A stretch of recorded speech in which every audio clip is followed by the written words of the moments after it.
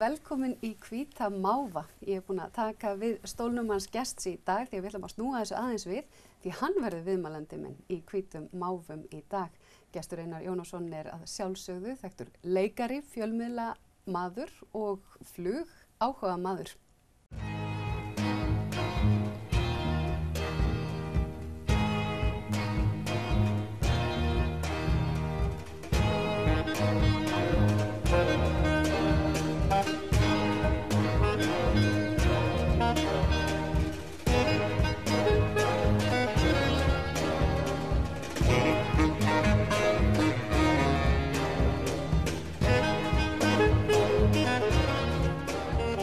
Vertu velkomin til mín, gestur minn.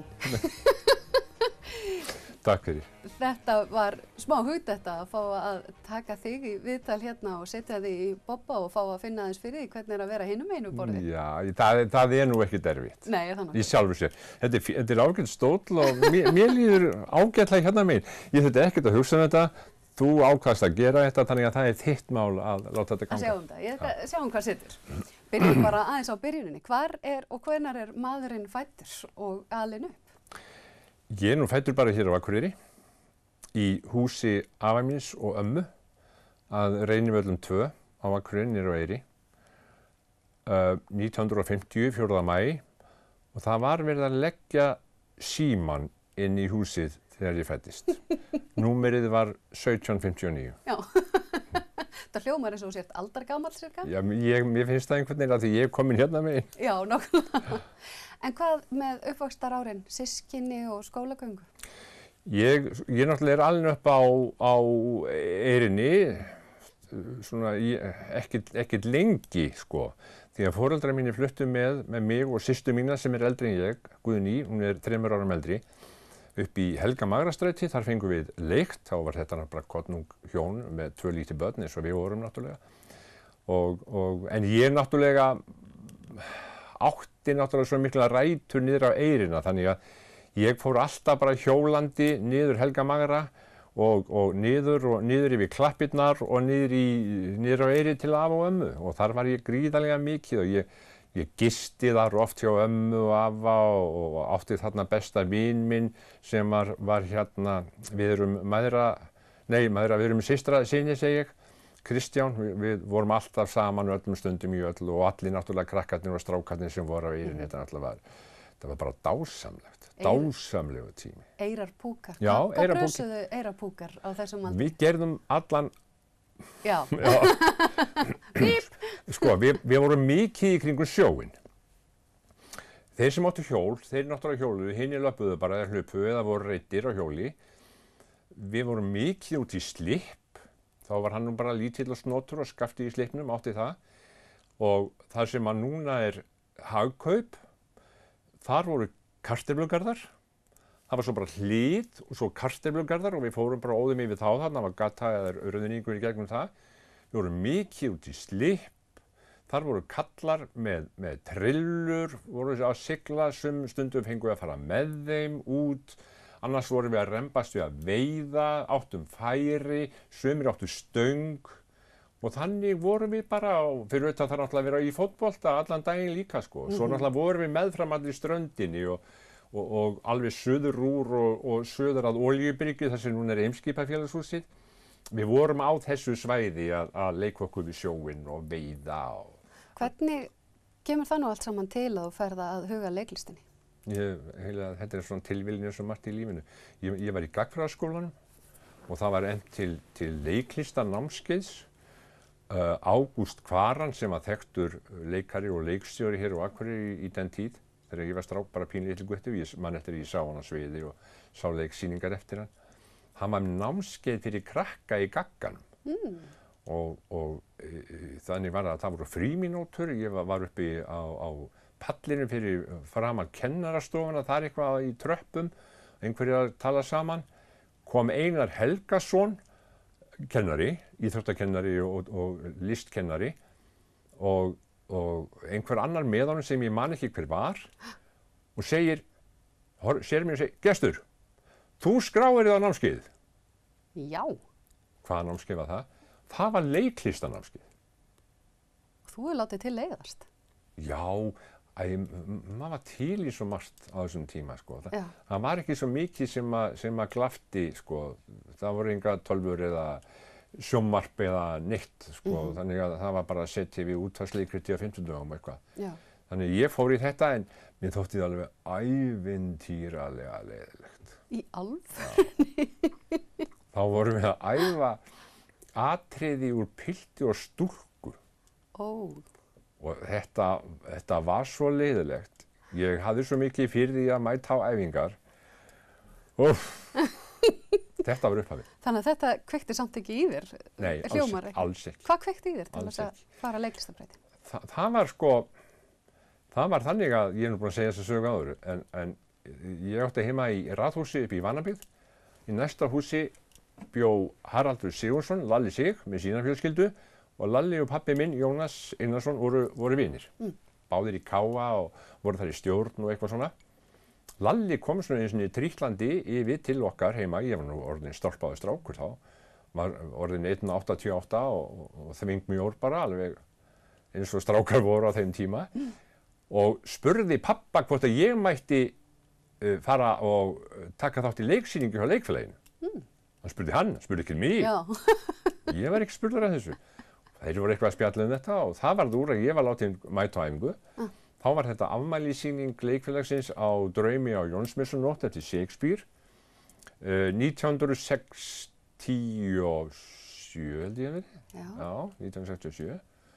Og ég fór í þetta, mætti átt einhverja æfingar og bara gaman og fullt af fólki, skemmtilegu fólki og af því ég var nú nýliði og fleiri sem voru í þeim hópi, þá vorum við geymdir í einhverjum litlum lélegum herbergjum í kjallaranum en leikararnir voru uppi þar sem voru búningsherbyggi og svo ég átti ekki að segja neitt, ég átti að vera varðmaður og ég held ég hafi verið með spjót en ég fekk djöfull fínan búning. Þá voru leigðir í búningar frá einhverju búningaleigu í Bretlandi út af þessari hátíðarsýningu og ég var settur í svona rómverskan búning með svona pilsi og svona svakalegum brjóstvöðvum og alls konar svona mjög flott. Þú hefur almaður. Og ég náttúrulega var alveg eins og vaðfugl í þessu sko og var svona berfættur í einhverju svona tátiljum eða eitthvað og þetta var upphafið. En hugsaðu, þetta eru 50 ár síðan. Já. Og hugsaðu, það er helmingurinn af, nú á þessu ári þá er Leikfélag Akureyrar að fagna aldarafmæli sínu. Þannig að þeir voru rétt hálfnaðir þegar þú komst til sögunnar. Já. Við þurfum aðeins að fara inn á þessa braut kannski. Hvað gerist síðan? Þú hefur staðið svona feikilega vel í Varðmanni. Alveg, það var skrifað með í blöðunum, þetta fór erlendis.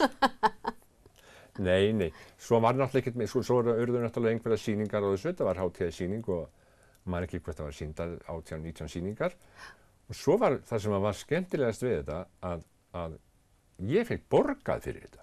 Þetta var sko áhugaleikhús en þetta gekk vel þannig ég fekk borgað smá pening, þannig ég fekk bara pening sem var í skóla og það var gríðarlega gaman. En svo var það ekki fyrir sko held ég rúma árið seinna ég man ekki hver bað mig það en þá var ég beðinn að taka þátt í leiksýningu í Sjallanum á svona lítilli revíu eftir Jónas og Jón Múla sem að þá kölluðu sig Píróman eða hvort að Jón Múli gerði þetta með söngvum, svona ærslaleik í Sjallanum, Rjúkandi ráð sem ég gerði og þar hitti ég Alla, vinn minn.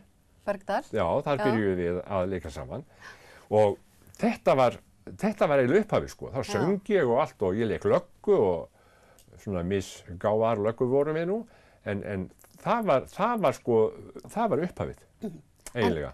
Leikfélag Akureyrar verður síðan atvinnuleikhús. Já. Hvernig, geturðu rifjað aðeins þann tíma? Eftir þetta var líklega 69 eða eitthvað, þá var maður kominn og ég var þá í nánast öllum sýningum yfir hvern veturinn. Var bara í vinnu út í bæ, ég vann í tískuvöruverslun og lék og æfði á kvöldin og svo lék maður helgar og á kvöldin og gerði það þar til leikhúsið var stofnað, Jón Kristinsson, rakkari og pabbi Arnars og Helgu Boggu, hann var einn aðalhvatamaðurinn að þessu og fór í gegnum þetta peningamálinu og allt þetta og ég var svo ráðinn í fyrsta hóp fastra starfsmanna. Hverjir voru nú í þeim hóp? Sko, það voru náttúrulega Þráinn, vinnur okkar heitinn, Arnar og Þórhildur, Veiga, Þórhalla Þorsteins, ég held að Marino hafi verið líka, Saga, Alli og ég. Og svo Magnús Jónsson var held ég ráðinn sko svona leikhússtjóri líka. Ég vona að ég gleymi engu. Já. Ég sé myndina, ég bara man ekki alveg hvernig þetta er. Og þetta var 50% vinna ef ég man rétt. Jú, það var eitthvað 50% vinna og svo vann maður bara eitthvað annað á móti sko. Já. Þannig var þetta dálítið lengi.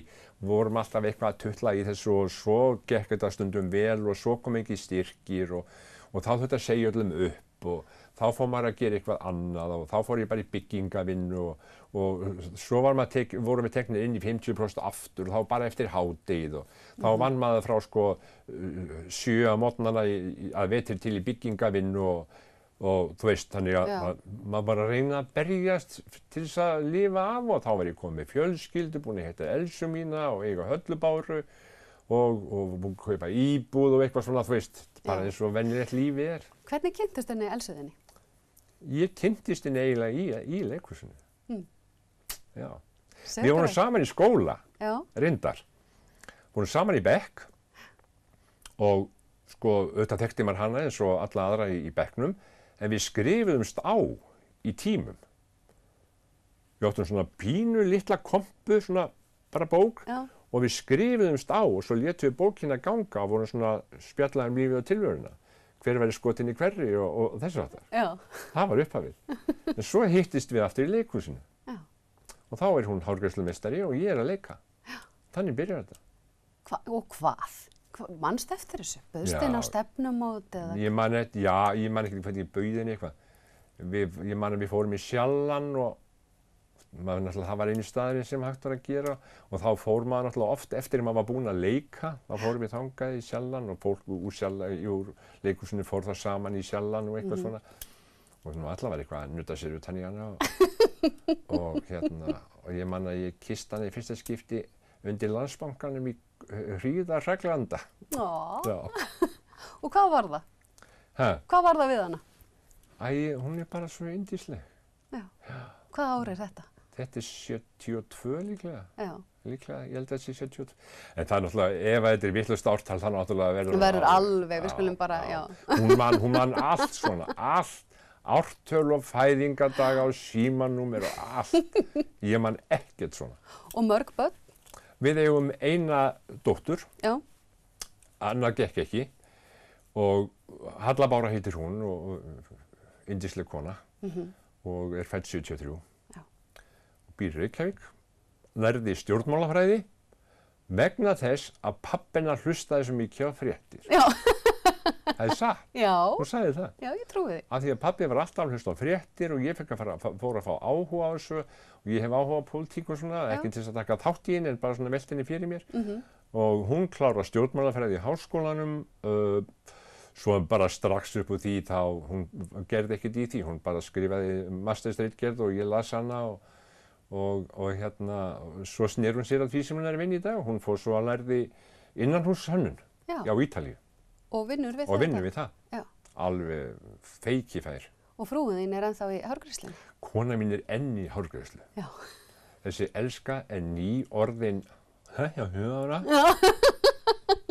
Og ég vil að hún hætti bara að vinna. Við erum komin á þennan aldur. En við náttúrulega erum ágætlega hress og okkur komin og okkur líður vel og getur vel verið að vinna eitthvað meira. En hún er bara svo dugleg að hún vil bara vinna meira en þið geta gaman og er að vinna með ungum konum. Það sem er svona líka skemmtilegt.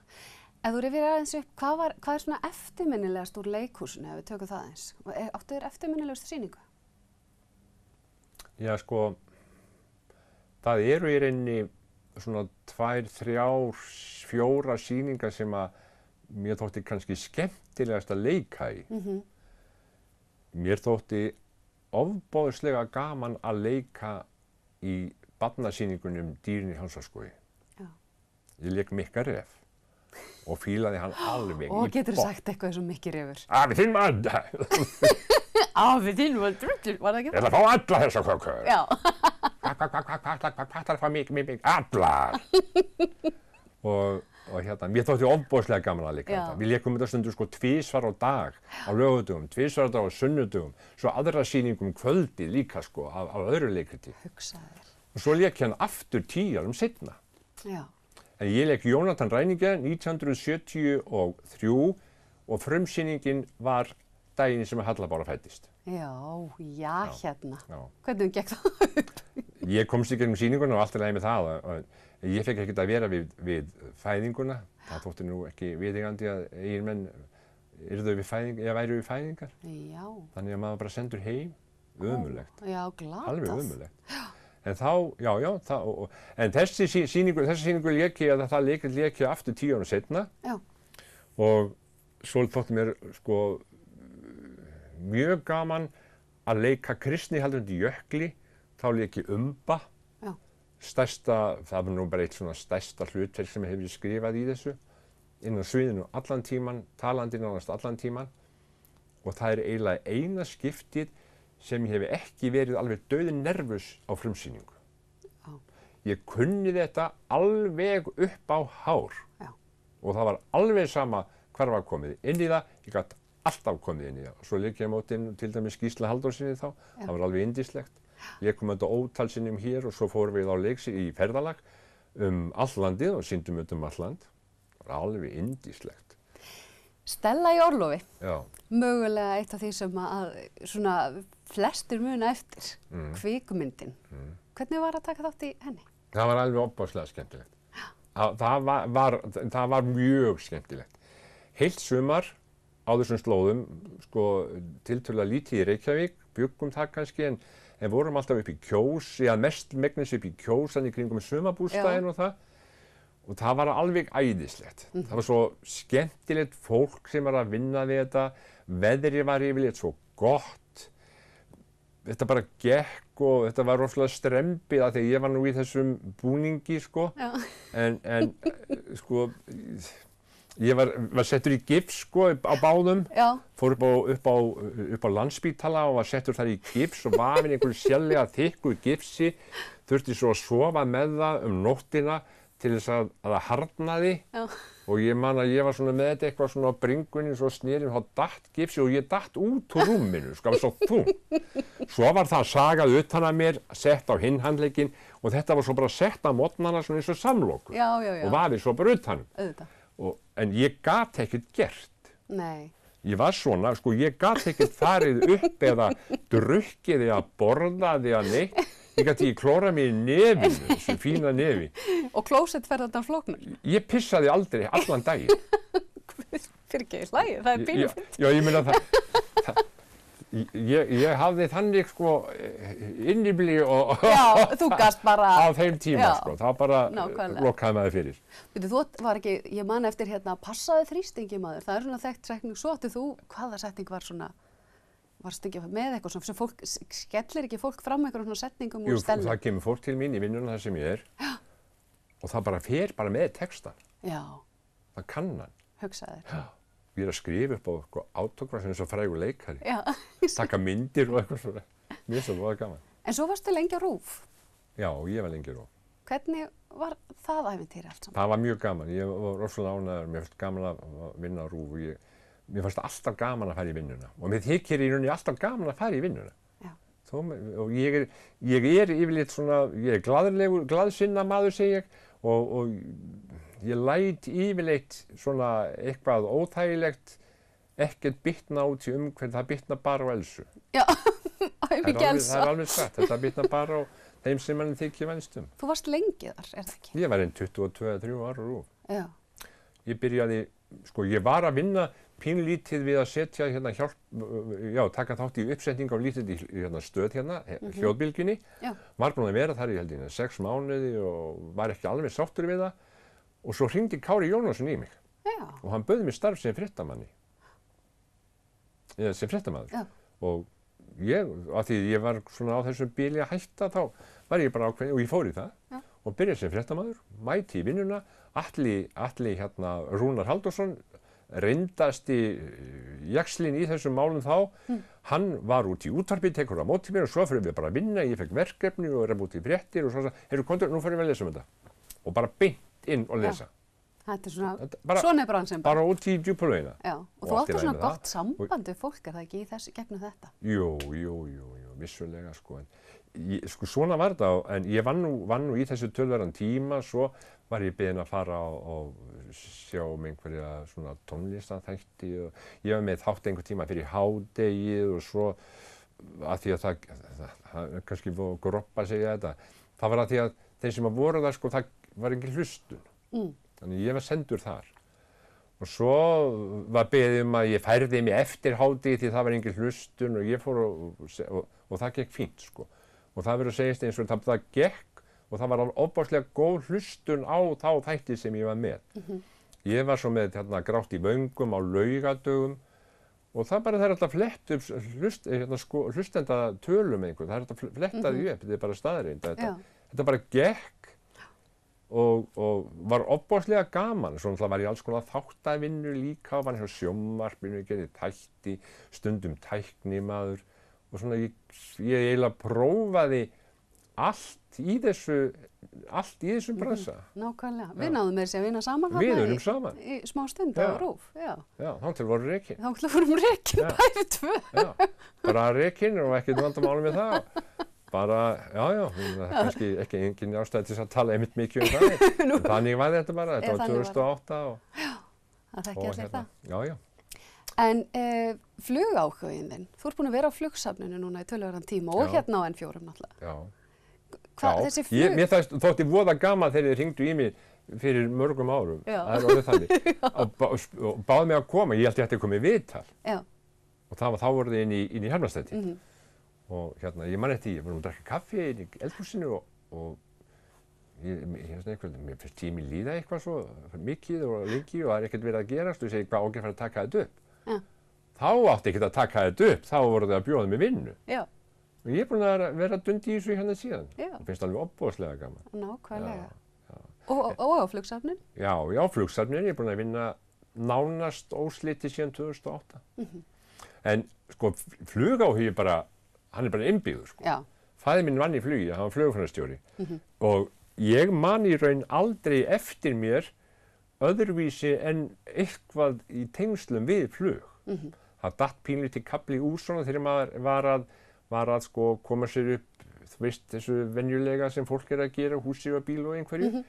En alltaf hef ég verið tengdur þessu og ég á, sko, mínar fyrstu minningar eru, sko, ég vil tengda því þegar ég eignast einhverja svona flugvélar eða eitthvað þess aftar. Já, nákvæmlega.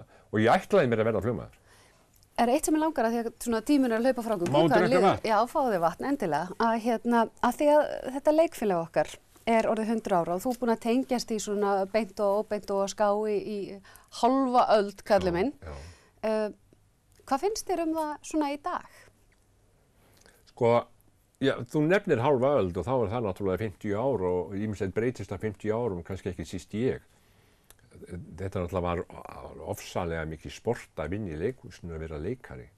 Ég fór svo aldrei í sko eiginlega leiklistaskóla. Ég sótti það sem að hægt var hér heima. Ég fór svo til London og var þar tíma. En öðrulegist þá bara þessa reynslu í gegnum vinnu með bara góðu fólki. Vönu fólki, Arnar J. Þórhildi og öllu slíku fólki sem kom að vann hérna. Maður lærði svo ofboðslega mikið af þessu. En hérna, sko... Það er náttúrulega ekki það er engin atvinnuleikarar ráðnir við leikfélagið? Nei, ég vil bara segja eins og ég bara skil ekki alveg hvernig staðan er í dag. Ég bara skil hann ekki. Nei. Ég skil ekki að það skuli ekki vera settar meir en 2 manna sýningar upp í leikhúsinu. Ég bara skil það ekki. God, málið er orðið það líka að þetta er orðið allt öðruvísi heldur en það var. Já. Þarna þegar við vorum, sko, þá varum við jafnlega að smíða leikmyndir og mála og gera þetta skapaða hluti. En það er ekkert svo sem eðlilegt að menni að vera í því í dag. En það er ekki hægt að koma upp leiksýningu á þess að hún kosti 40-50 milljónir. Það er bara kjaftæði. Hana nú? Já, það er án gamans. Já. Ég bara skilða ekki að þarf ekki allt þetta. Auðvitað er nútíminn þannig að hann krefst alltaf meira og meira. Það þarf að vera einhver dramatúrk og það þarf að vera einhver svona og einhver sem er dansa og einhver sem er músík og einhver leikljóð og allt þetta. Og leikmynd og búninga og þetta. Sko, mér stundum ofbýður þetta. Ég verð bara að segja þetta. Mér bara ofbýður þetta. Máta. Þú mátt bara hér og finnast það sem hún vilt. Já, sko, allt þetta sem að er umleikis við eina sýningu og svo er kannski 2 leikarar. Þetta er bara ekki hægt. Við verðum samt að enda á einhverju svona Jákvæðu. jákvæðu framtíðarnótum. Hvað, Gestur Einar Jónasson, mikil reynsla, líf, þrælsprækur, hvað langar þið að gera núna? Mér langar til að gera svo margt. Ég hef áhuga á svo opaslega mörgu. Allt þetta með flugið og ég hef gríðarlega áhuga á tónlist og ég get verið að gráta við að hlusta á tónlist. Já, ég segi það. Að sko, mér finnst mjög gaman að taka myndir. Mér finnst gaman að vera með fjölskyldunni, mér finnst gaman að veiða, mér finnst gaman að mála myndir, ekki hús. Og svo er ég með vinum mínum, við erum að endursmíða flugvélar og ég á ekkert að vera að vinna. Nei, ég átt bara að vera að njóta. Ég á bara að vera að njóta. Það er akkurat lokasetningi sem ég vantaði, en mér sko til þess að við séum nú með þetta allt hérna á kristaltæru, þá þarf ég Hvað myndavélina ertu? Ég er með myndavélina, já, mína núna. Þú verður að finna fyrir því hvernig þetta er, kallið minn. Segðu sís. Sís. Takk fyrir spjallið, elsku gestur minn. Takk fyrir að koma. Það var gaman að vera hérna. Já, það er